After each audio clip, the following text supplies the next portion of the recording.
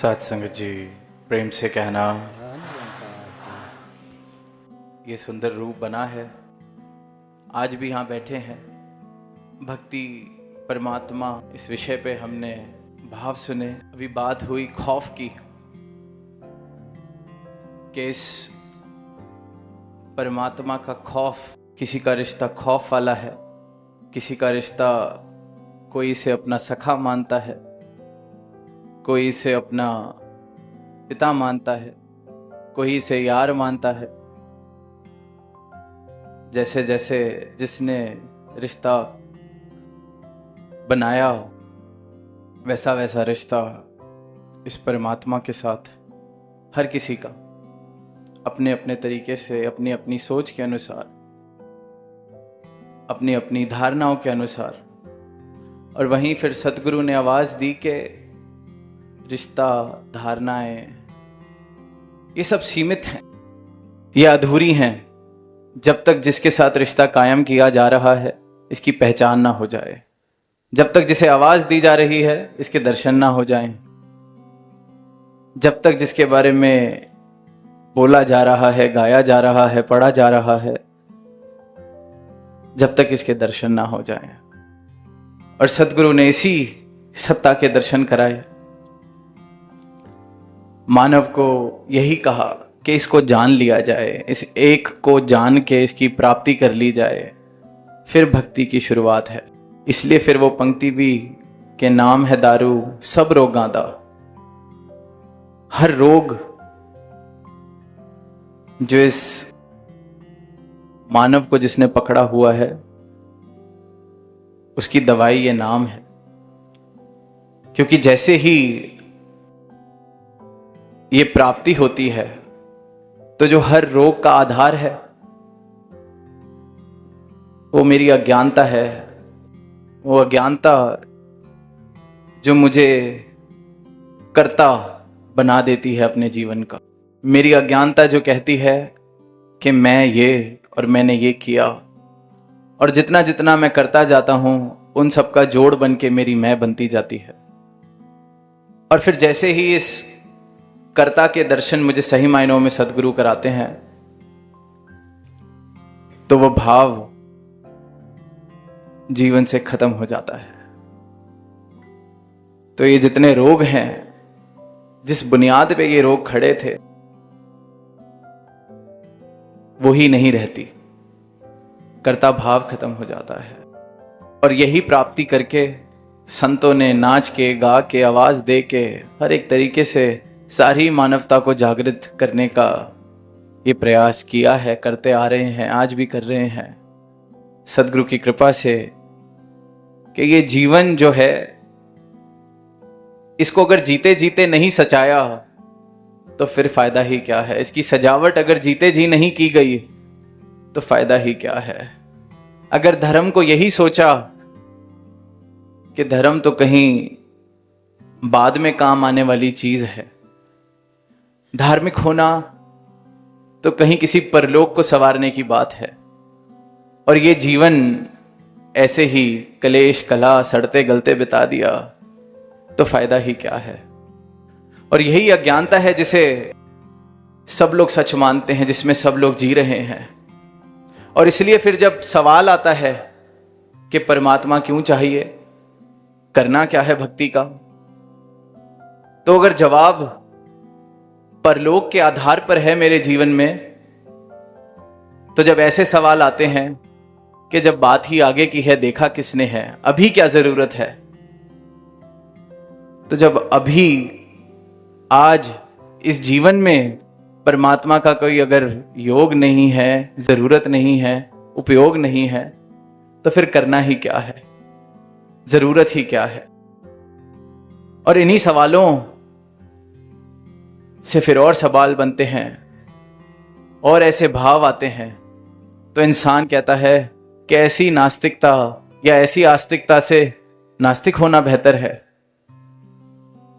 क्योंकि अगर भगवान में जो मान रहा है, खुद को जो धार्मिक कह रहा है, उसका जीवन भी यूं ही रोते रोते बीत रहा है, यूं ही परेशानियों में बीत रहा है, वो भी अगर खौफ में जी रहा है वो भी अगर ऐसी अवस्था में जी रहा है जैसी एक परमात्मा में ना मानने वाले की है, तो फिर जरूरत ही क्या है। कोई कहता है मैं नास्तिक हूं, नहीं मानता परमात्मा को, और बेशक तुम होगे आस्तिक, पर मेरे और तुम्हारे जीवन में फर्क क्या है। कल तुम भी रो रहे थे, आज मैं भी रो रहा हूं। कल मेरे पास नौकरी नहीं थी तो मेरी भी यही हालत थी जो तेरे पास नौकरी नहीं है, जो तेरी हालत है।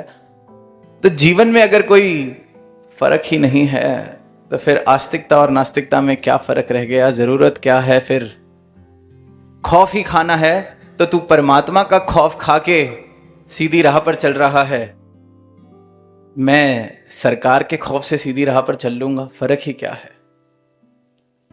तुझे इस परमात्मा का खौफ है, मुझे शायद पुलिस के डंडे का खौफ है। अगर ये खौफ ही हमें सीधी राह पर चला रहा है तो मुझे डंडे का और तुझे तेरे सजाए हुए बनाए हुए परमात्मा का। पर मूल रूप से हम दोनों में फर्क क्या हुआ। मैं सजा से डर रहा हूं इस लोक में, तू शायद परलोक की सजा से डर रहा है। अगर यही भक्त होना है तो फिर मैं इस सरकार का या पुलिस का भक्त हो गया, तू अपने बनाए हुए परमात्मा का भक्त हो गया। अगर खौफ ही भक्ति है, अगर डर ही भक्ति है, तो इसका मतलब तो ये हुआ कि अगर कोई नियम बन जाए कि इस हफ्ते कोई भी जुर्म की सजा नहीं मिलेगी, कोई किसी को खून कर दे, कोई किसी के डाका डाल ले, कोई किसी के साथ जो मर्जी व्यवहार कर ले, एक हफ्ते के लिए सारे कानून बंद, तो कितने लोग हैं जो ये कह सकेंगे कि हम कुछ गलत नहीं करेंगे। जिसकी जितनी जितनी सोचने की क्षमता, जिसके अंदर जितना जितना ताकत, किसी में अगर किसी के 100 रुपये चुराने की ताकत हुई वो 100 रुपये चुरा लेगा, किसी में किसी को पूरी तरह से बर्बाद करने की ताकत हुई वो पूरी तरह से बर्बाद कर देगा। क्योंकि अगर डर के कारण ही अच्छाई पैदा होगी तो अच्छाई तो पैदा हुई नहीं, परिवर्तन तो हुआ ही नहीं। अगर डर के कारण मैं सीधे रास्ते पर चल रहा हूं तो मैं तो मौका जिस वक्त मिलेगा, जिस पल मिलेगा कि जिस चीज का डर है, जिस परिणाम का डर है, जिस कॉन्सिक्वेंस का डर है, अगर वो इक्वेशन से हट जाए तो फिर तो मोटिवेशन ही खत्म हो गई सीधी राह पर चलने की। तो डर की एक सीमित उपयोगिता है, काम आता है। इसलिए जब पढ़ते हैं दार्शनिकों की बातें, उन्होंने कहा कि धर्म उन लोगों ने बनाया जिन लोगों ने आम जनता को बेवकूफ बनाना था, डर डालना था और अपने मुताबिक चलाना था। इसलिए धर्म का इस्तेमाल किया गया कि लोगों को कहा गया खुदा से डरो, अगर ऐसे नहीं करोगे तो खुदा सजा देगा। और फिर जैसी जैसे समाज को बनाना था, खुदा का डर डालते डालते वैसा समाज बनाते गए।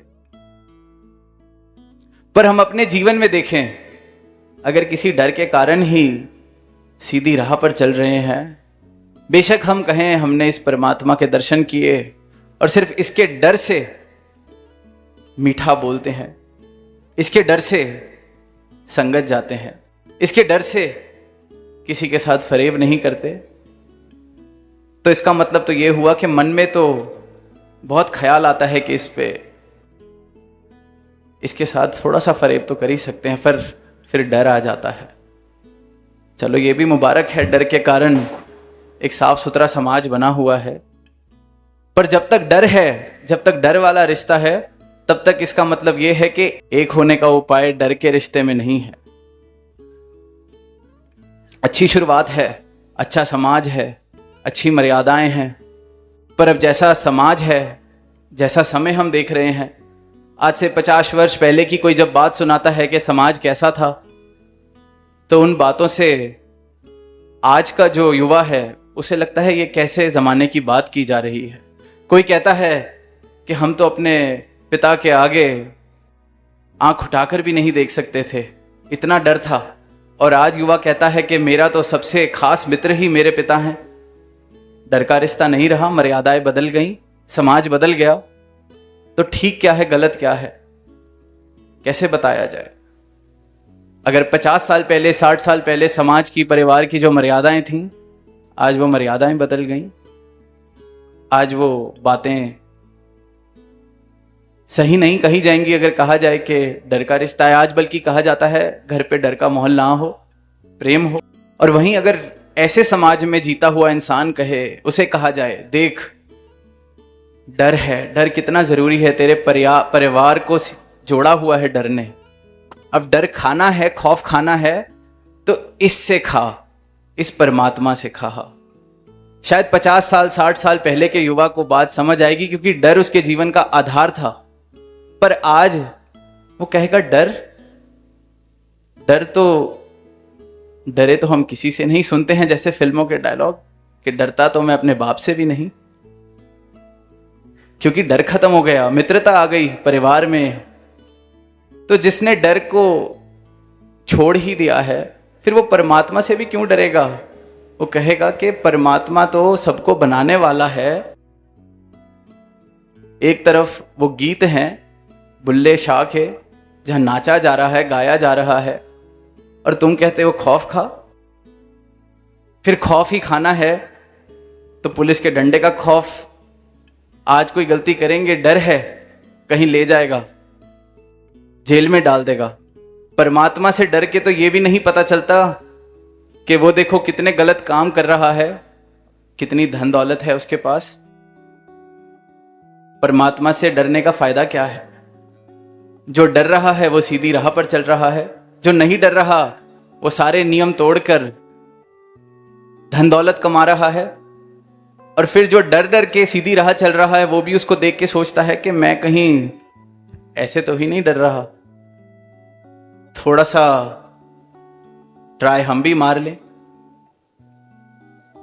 तो ऐसी दुविधा वाले जीवन को जरूर डर जन्म दे सकता है कि जब तक मैं डर रहा हूं मैं अच्छा इंसान हूं। डर खत्म, कॉन्सिक्वेंसेस खत्म, परिणाम मेरी गलती का अगर कोई ना बचे तो उसी क्षण शायद मैं उस सही राह को छोड़ दूंगा। वहीं अगर हृदय में परिवर्तन आ जाए, सही मायनों में कोई धार्मिक हो जाए, तो उसको अच्छा करना या अच्छे होने की उसकी मोटिवेशन खौफ नहीं है कि डर। अगर आज प्रेम वाली बात नहीं की तो किसी का डंडा पड़ेगा या परमात्मा नाराज हो जाएगा। उसका हृदय खुद प्रेम से भर जाता है, फिर वो इस परमात्मा के प्रेम में होता है, तो उस प्रेम से उस जीवन में परिवर्तन आता है। अगर डर ही है मूल और आधार, तो फिर परिवर्तन तो हुआ ही नहीं हृदय का। हृदय का परिवर्तन तो तब माना जाए कि सारे नियम हट गए, कोई किसी को सजा नहीं देगा, फिर भी प्रेम वाला हृदय तो प्रेम ही करेगा। प्रेम वाला हृदय कहेगा कि जब है ही प्रेम तो प्रेम ही है। नियम बेशक हट गए हो, पर जब नियम थे तब भी प्रेम, जब नियम नहीं है तब भी प्रेम। जब नियम थे तब भी अच्छे इंसान, जब नियम नहीं है तब भी अच्छे इंसान। तो अच्छा इंसान जो बार बार हम सुनते हैं, बाबा जी की वो पंक्तियां आज भी कविता में सुनी कि कुछ भी बनो मुबारक है पर पहले इंसान बनो। तो सतगुरु मॉरलिटी की के मॉरल साइंस की क्लास नहीं है। हमें लगता है कि ये तो बचपन से सुनते आ रहे हैं बातें, हर क्लास में कहा जाता है, हर टीचर कहता है, क्लास में मॉरल साइंस की क्लास में सुनते हैं। तो सतगुरु ने बात इतनी साधारण सी कह दी। साधारण मेरी सोच है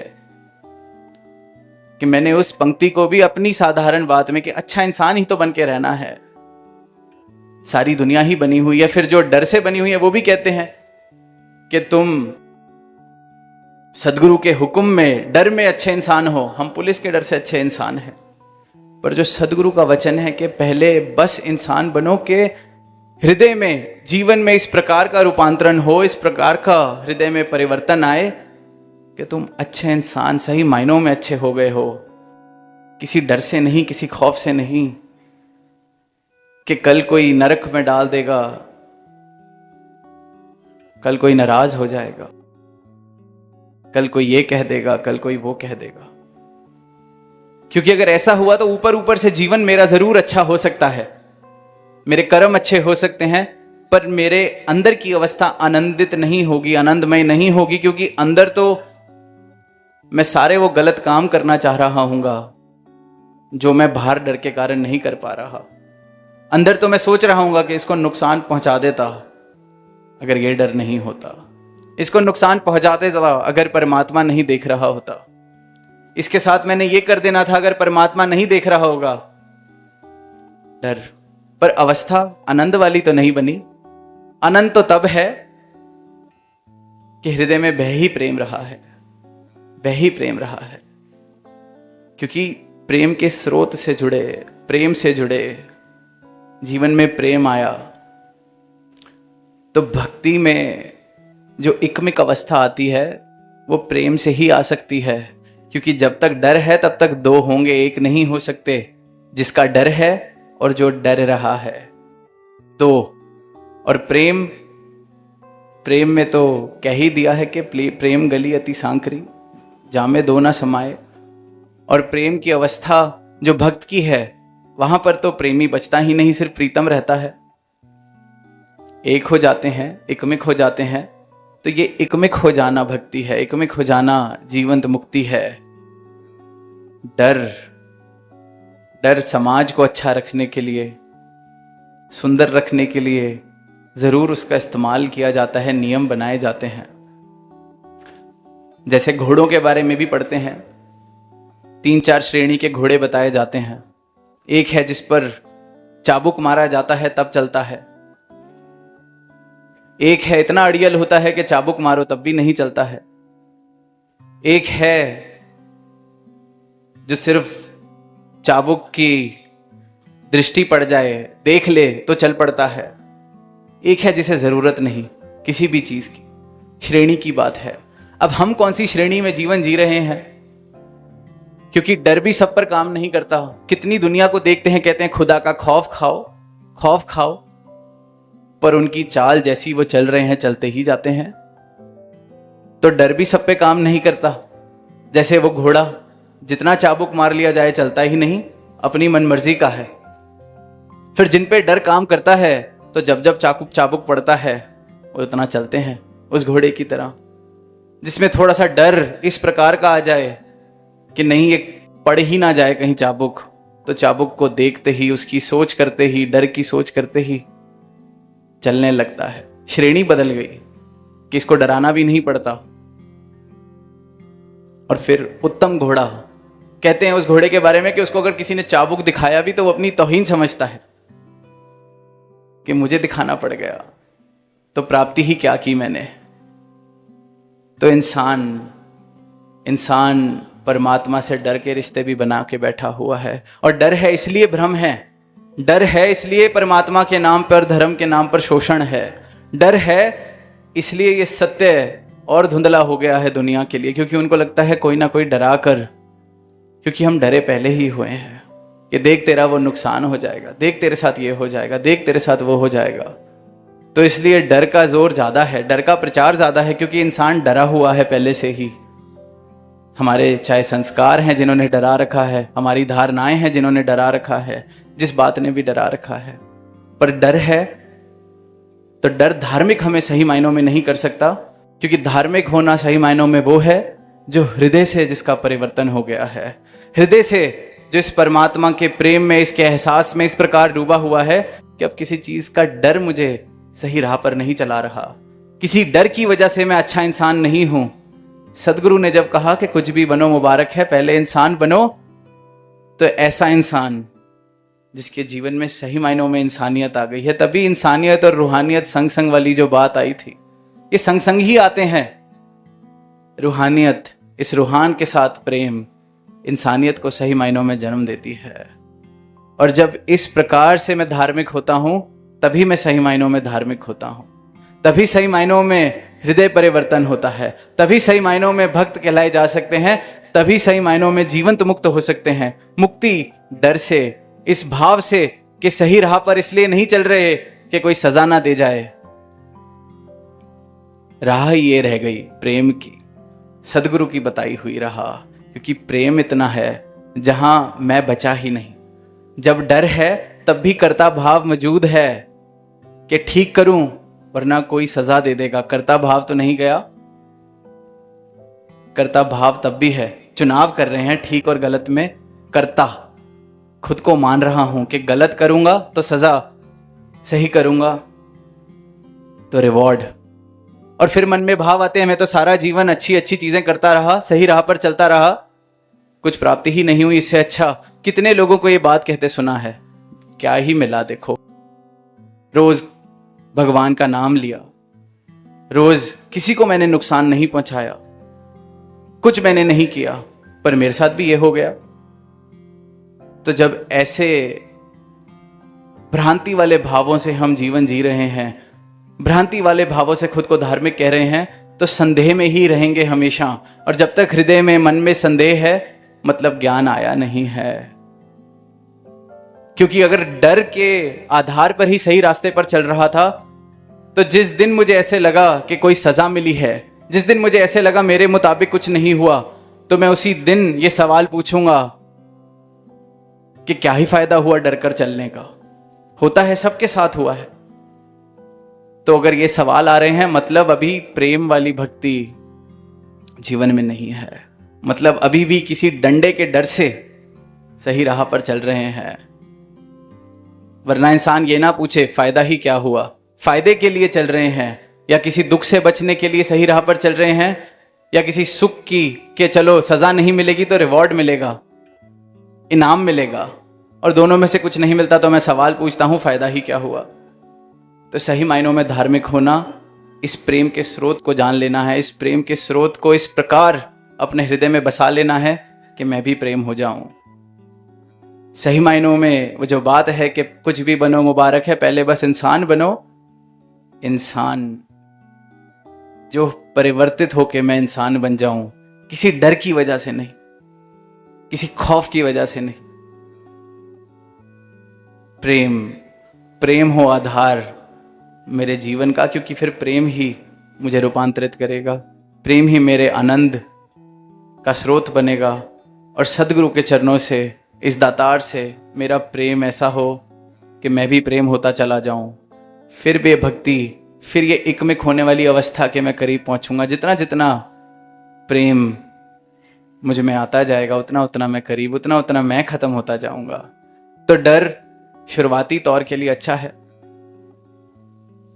पर आगे बढ़ा जा सकता है, क्योंकि उससे उत्तम अवस्था सदगुरु हमें देने आए हैं। उससे उत्तम, सर्वोत्तम अवस्था सदगुरु हमें देने आए हैं प्रेम की, एकमिक होने की। और प्रेम ही आधार है भक्ति का, और प्रेम ही प्रमाण है भक्ति का।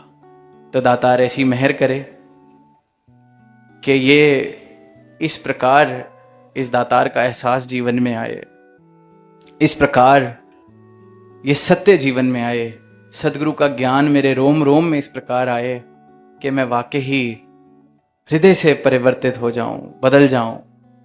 ये ख्वाब में भी बात ना है कि अगर डर ना होता तो इसके साथ मैं ये कर देता, क्योंकि फिर वो डर मेरी कायरता भी है कि मेरा डर है इसलिए क्योंकि मैं कायर हूं। तभी वो दास ने शुरू में कहा, जब नियम भी हट जाएंगे तो जिसमें जितनी क्षमता होगी उतना उतना वो नुकसान कर लेगा। अगर कोई डरता ही रहा, नहीं कोई मुझे ही ना मार दे, वो कुछ नहीं कर पाएगा। तो डर के दोनों तरफ के पहलू हैं, पर प्रेम एक ही राह है एकमिक होने वाली। और प्रेम का मतलब ही एकमिक हो जाना है, प्रेम का मतलब ही एकमिक हो जाना है। और भक्ति सिर्फ और सिर्फ प्रेम, संपूर्ण प्रेम सदगुरु के चरणों से, इस दातार से। तो जहाँ पुरानी बातें, पुराने भाव, जिसे नॉस्टैल्जिया कहा जाता है, शायद बहुत संतों ने आज वो एक्सपीरियंस किया होगा, तो वहीं अब समागम भी आने वाला है और निरंतर ये तैयारियां, ये सेवाएं सब अपना अपना योगदान दे रहे हैं। तो वहाँ यही अरदास दातार से, सदगुरु के चरणों से, कि हमें जो भक्ति मिली है वो प्रेम से भरपूर हो, हमारे जीवन में अच्छाई हो तो उस प्रेम की वजह से हो। ये भक्ति, ये जीवन सिर्फ और सिर्फ प्रेम से भर जाए, सदगुरु के प्रेम से, इस दातार निरंकार के प्रेम से एकमिक हो जाएं, ऐसी अवस्था सबकी झोली में आए। प्रेम से कहना धन्यवाद जी। आप सभी महापुरुषों के श्री चरणों में यही अरदास है कि वीडियो अच्छी लगी हो तो लाइक कमेंट शेयर जरूर करें संतो।